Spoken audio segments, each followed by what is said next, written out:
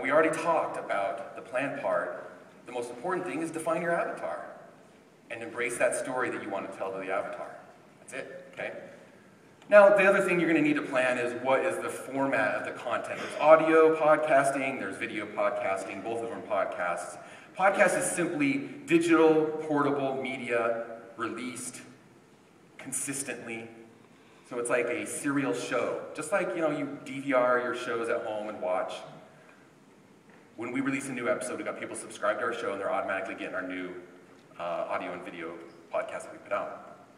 So, should it be audio, should it be video, or should it be blogging for all that matter? Up till now, everything I have shared, other than maybe those numbers about iTunes, it applies no matter what your content marketing strategy is. So how do you decide which format? Well, again, like I said earlier, it depends on you. Are you a good writer? Are you good on camera? Do you can you just talk to no end like my business partner and he'll chew your ear until... That's gonna be the number one thing that's gonna help you decide which format should I go for. Are you like, oh, I don't like to do any of those things? Well, just get started, you'll get better. Listen to our first show. No, don't listen to our first show. It wasn't good, okay? 200 episodes later, I think we're getting pretty good finally. So what format? What's your format? The other thing you plan is, well, what's the content I'm gonna talk about? A lot of people go, well, I don't know what I'm gonna say. Okay, well, go back to that avatar map. Pains, results, roadblocks. And let's say you write down 5 statements for each of those 3 things. Let's see, 3 times 5. I try not to do math on stage. But if I'm not wrong, that's 15. And that's enough to get you a few months of content right there. Every episode just speaks to one pain, or speaks to one roadblock, or speaks to just one of those those emotional avatar points. Because the point of your content is to make them, what do they need to believe? What do they need to be aware of in order to believe that you are the one to help them get that result?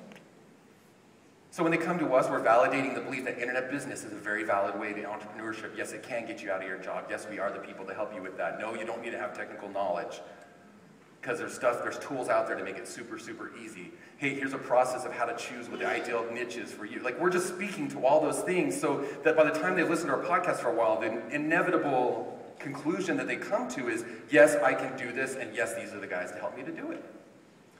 And so in that way, by just having fun, getting on the microphone, talking to people that we love to talk to, we're driving the money map. We're getting their attention. We're getting their permission. We're getting them to stick around, engage with us, get to know, like, and trust us. So that's your plan. Who's your avatar? What's the story you're going to tell? What format are you going to tell it in? If you're teaching yoga, it's probably going to be video. Our people, they prefer audio. They are listening to it on the way to that job that they hate and they can't wait to get out of it. If you want a powerful example of that phenomenon, go buy Pat's Let Go book, and he talks about how podcasts changed his life. How a train of death, taking him to a job he had already been laid off from, became a train of hope, taking him to a new destination. I got chills when I read that chapter. And that is what your message can do for people.